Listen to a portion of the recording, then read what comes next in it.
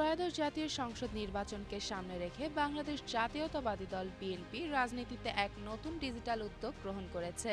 Match মাই policy নামে চালু হওয়া এই ওয়েব অ্যাপ www.matchmypolicy.net জুলাই পরবর্তী নতুন বাংলাদেশের রাজনৈতিক অংশগ্রহণকে আরও অন্তর্ভুক্তিমূলক ও পলিসি ভিত্তিক করার লক্ষ্য নিয়ে তৈরি।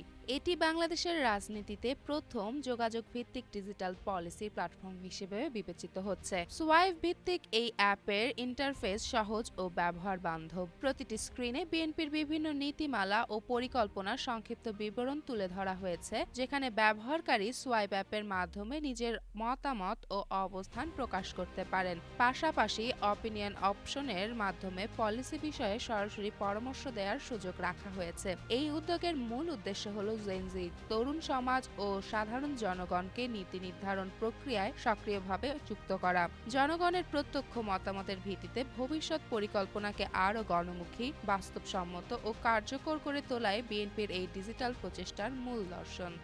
যেমন ফারিয়া, জনকণ্ঠ।